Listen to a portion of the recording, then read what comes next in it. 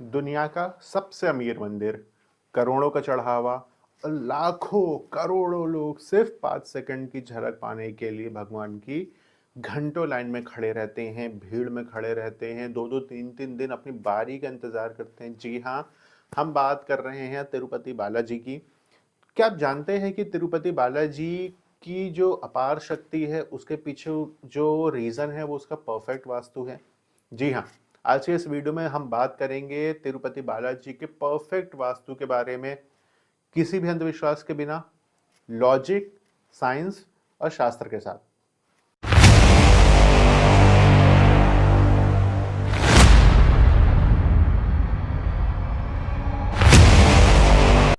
नमस्कार, मैं गौरव अग्रवाल, वास्तु कंसल्टेंट, और आज हम बात करने वाले हैं रियल वास्तु, एंशियंट विजडम और मॉडर्न लॉजिक की। जी हाँ, अगर आप वास्तु को बिना किसी अंधविश्वास के साइंस के रूप में समझना चाहते हैं, तो ये वीडियो आपके लिए है। तिरुपति बालाजी का मंदिर बना हुआ है शेषाचलम पहाड़ियों पे। हम जानते हैं, जो ईस्टर्न घाट यानी पूर्वी घाट का हिस्सा है। हम सबको ये बात पता है कि जो मंदिर है वो एलिवेटेड लैंड्स पे होनी चाहिए, है ना? अब सवाल उठता है क्यों होने चाहिए? पहला, जो हिल होते हैं वो स्टेबिलिटी देते हैं। रीज़न नंबर 2, वो नेचुरल प्रोटेक्शन प्रोवाइड करते हैं। और रीज़न नंबर 3, वो एनर्जी को होल्ड करके रखते हैं, इसलिए मंदिर पहाड़ियों पे बनते हैं, ऊंचाई पे यानी एलिवेटेड लैंड्स पे बनते हैं। यहाँ पे एक अमेजिंग बात और आती है कि ये जो शेषाचलम की पहाड़ियाँ हैं, ये शेषनाग के शेप में है, मतलब 7 पहाड़ियाँ, 7 चक्र। तो कुल मिला के हम यहाँ पे ये कॉन्क्लूजन निकाल सकते हैं कि मंदिर सिर्फ एक एलिवेटेड लैंड पे या जमीन पे बना हुआ नहीं है, ये एनर्जी के स्पाइन पे बना हुआ मंदिर है। अब बात कर रहे हैं हम भगवान वेंकटेश्वर के डायरेक्शन की। भगवान वेंकटेश्वर का मुख ईस्ट फेसिंग है, मतलब जो उनके मुख की दिशा है वो पूर्व की ओर है, जिसके 4 मतलब निकलते हैं। पहला, उनको सोलर एनर्जी मिल रही है, सूर्य पूर्व दिशा मुक्ता है, उनको सोलर एनर्जी मिल रही है। दूसरा, ये डायरेक्शन नॉलेज का प्रतीक है, यानी ज्ञान का। तीसरा, ये डायरेक्शन स्पिरिचुअल अवेकनिंग की दिशा है, मतलब आध्यात्मिक जागृति प्रदान करती है। और चौथा, ये दिशा न्यू बिगनिंग यानी नई शुरुआत की दिशा है, इसीलिए जो सुबह की आरती होती है या जो सुबह के दर्शन होते हैं वो विशेष रूप से फलदायी होते हैं। अब हम लोग बात कर रहे हैं सबसे पावरफुल जगह की, अर्थात गर्भगृह की, जहां भगवान स्थापित होते हैं। आपने अक्सर देखा होगा, जो गर्भगृह होते हैं वो काफी छोटे होते हैं, अंधेरा होता है और थोड़े इनक्लोज्ड होते हैं, बहुत ज्यादा खुले नहीं होते, बंद से होते हैं। अक्सर लोग कहते हैं गर्भगृह में इतना अंधेरा क्यों है? वास्तु उसका आंसर करता है एनर्जी को कॉन्सेंट्रेट करने के लिए। जो यहाँ पे गर्भगृह है वो नेचुरल मैग्नेटिक पॉइंट पे बना हुआ है, जहां पे प्राणिक एनर्जी मैक्सिमम होती है। ठीक है, जहां पे प्राणिक एनर्जी क्या है? मैक्सिमम होती है। इसीलिए जब आप दर्शन करते हैं, मन शांत हो जाता है, आंखों से आंसू निकलने लगते हैं, दिल हल्का हो जाता है। ये इमोशनल रिस्पॉन्स नहीं, ये एनर्जी रिस्पॉन्स है। अगर आप कभी तिरुपति बालाजी गए हैं दर्शन करने, या फोटोज या वीडियोस देखे हैं लेकिन नहीं गए, तो जाइएगा ज़रूर। तो आपने नोटिस किया होगा, वहाँ पे कई सारे तीर्थम और पुष्करणी हैं, जलाशय हैं, जहाँ पे हमको स्नान करना होता है। ठीक है, आपने अगर नोटिस किया हो, अभी तक तो नहीं किया होगा शायद, तो मैं करवाता हूँ।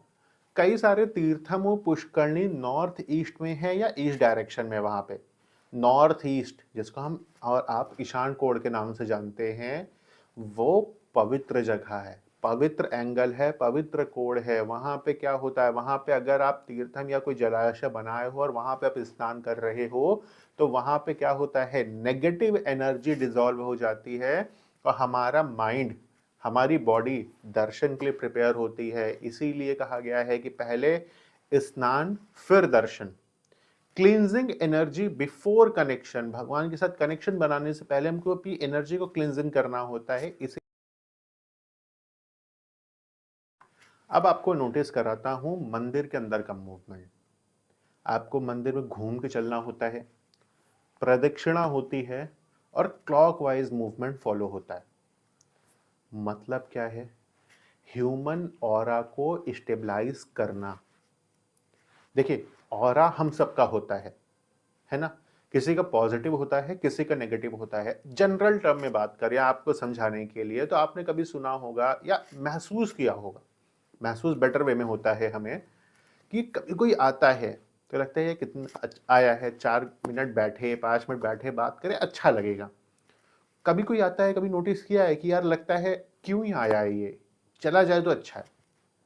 जो जिसके साथ बैठने की इच्छा कर रही है ना, वो पॉजिटिव हो रहा है, और जो लग रहा है क्यों ही आया है, वो नेगेटिव हो रहा है ना? तो वो क्या करता है, वो हमारे इस क्रम में हमारा जो ह्यूमन ऑरा है वो स्टेबलाइज हो जाता है।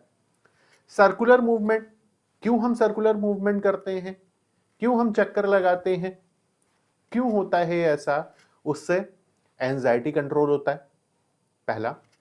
ईगो डिसॉल्व हो जाता है, दूसरा पॉइंट। तीसरा पॉइंट, माइंड सरेंडर मोड में आ चुका होता है, और यही वजह है कि दर्शन के पहले ही हम शांत हो चुके होते हैं।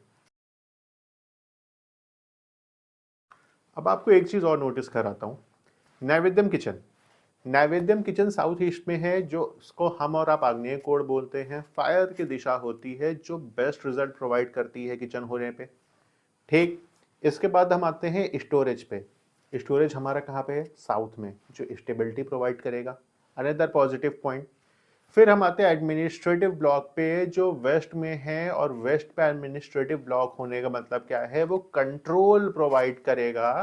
तो ये सब मेयर केवल एक एक्सीडेंट नहीं है, इत्तेफाक नहीं है, ये प्योर वास्तु वास्तु कॉम्प्लियंस है।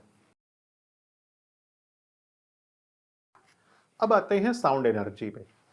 घंटियां बज रही होती हैं, मंत्रोच्चारण चल रहा होता है, ओम नमो वेंकटेश्वर है। इस साउंड का हवा पर क्या असर पड़ता है? ये पहला, स्पेस एलिमेंट को एक्टिवेट करता है। दूसरा, नेगेटिव फ्रीक्वेंसी को तोड़ता है, उनको ब्रेक डाउन करने का काम करता है। तीसरा बेनिफिट, ब्रेन वेव्स को अलाइन करता है, और यही वजह है कि हमको बिना बोले भी सुकून महसूस होता है। अब फाइनली आते हैं हम अपने सबसे बड़े सवाल पे, जिससे वीडियो शुरू हुआ था, कि आखिर इतने पैसे आ क्यों रहे हैं, इतनी ऑफरिंग्स आ क्यों रही है? मेरा जवाब सिंपल सा है, एक लाइन का है, क्योंकि पांचों तत्व बैलेंस है। और जहाँ पे पांचों तत्व बैलेंस होते हैं, वहाँ पे ऑफरिंग्स होती हैं, वहाँ पे मनी अट्रैक्शन होता है। यहाँ पे भी यही चीज़ है। देखिए, हमारे पांच तत्व कौन से हैं? अर्थ, पृथ्वी, वाटर, जल, अग्नि, फायर, स्पेस, आकाश आप बोल रहे हो, एयर, वायु। ये पांचों तत्व बैलेंस हैं, जिसकी वजह से यहाँ पे पैसों की कमी नहीं है। और अगर आप इन पांचों तत्वों को अपने घर में भी बैलेंस कर लेते हैं, तो वहां भी कभी कमी नहीं होने वाली। लोग अक्सर बोलते हैं कि अंधभक्ति में ऐसा होता है, लोग इतना चढ़ा देते हैं, ऐसा हो जाता है, जबकि हकीकत आज आप सबको पता लगी है कि ऐसा क्यों हो रहा है। बहुत सारे लोग बोलते हैं कि पुराने मंदिर ऐसा ही बन जाया करते थे, कोई प्लानिंग नहीं होती थी, कोई डिजाइनिंग नहीं होती थी। कोई प्लानिंग, कोई डिजाइनिंग नहीं थी, तब भी आज के आर्किटेक्चर से ज्यादा एडवांस है। अब इससे हमको क्या सीखने को मिलता है? क्या हमारे लिए इतनी नॉलेज पर्याप्त है? तो नॉलेज तो कभी पर्याप्त होती ही नहीं है ना। इससे हम अपने घर में क्या अप्लाई कर सकते हैं? मंदिर नॉर्थ ईस्ट में होना चाहिए, जो मैं बार बार बोलता हूं आपसे। नॉर्थ ईस्ट का पोर्शन हल्का होना चाहिए, लाइट वेटेड होना चाहिए, साफ होना चाहिए। पानी और प्रेयर एक साथ होनी चाहिए। पानी क्या करता है? हमारे ऑरा को क्लीन करने का काम करता है। उसके बाद प्रेयर्स करते हैं तो हम कनेक्शन इस्टेब्लिश कर पाते हैं। इसीलिए कहा जाता है कि नहा धो के प्रॉपरली पूजा करनी चाहिए अच्छे से, है ना? तो अनदर पॉइंट, डेकोरेशन से ज्यादा डिसिप्लिन इंपॉर्टेंट होता है। मैं हमेशा इस बात को बोलता हूं, और आज भी इस बात को हाईलाइट कर रहा हूं, कि हमेशा डेकोरेशन से ज्यादा डिसिप्लिन को प्रिफर करिए। मंदिर देखने में कम सुंदर होगा, चलेगा, लेकिन मंदिर शांत होना चाहिए। मंदिर में आप बैठो तो आपकी सोल को सुकून मिलना चाहिए। अब रही बात तिरुपति बालाजी की, तो तिरुपति बालाजी सिर्फ एक मंदिर नहीं है, एक मॉडर्न वास्तु लेबोरेटरी है जहाँ पे हमको शास्त्र और साइंस एक साथ मिलता है, और यही वजह है कि वहाँ जाते हैं तो हमारा मन हल्का हो जाता है, हमें अच्छा फील होता है और हमारी श्रद्धा और गहरी ही होती चली जाती है। तो उम्मीद है मैं अपनी बात को, अपनी मेहनत को आप तक पहुंचा पाया होऊंगा। जो मेरे पास नॉलेज थी वो मैं आपसे शेयर कर पाया होऊंगा, जो मेरी फाइंडिंग्स थी वो मैं आप तक पहुंचा पाया होऊंगा। और इस तरह की अगर आपको और एंशिएंट इंडियन टेम्पल्स जो हमने सीरीज शुरू की हुए है, ये इसका पहला वीडियो था, और जानना चाहते हैं तो लाइक करिएगा, कमेंट करिएगा, चैनल को सब्सक्राइब कीजिएगा। और अगर आप भी किसी स्पेसिफिक मंदिर के बारे में डिटेल्स जानना चाहते हैं और हम उस पर फाइंडिंग कर सकेंगे तो हम ज़रूर आपके साथ शेयर करेंगे। प्लीज़ कमेंट करके बताइएगा। जय श्री वेंकटेश्वर।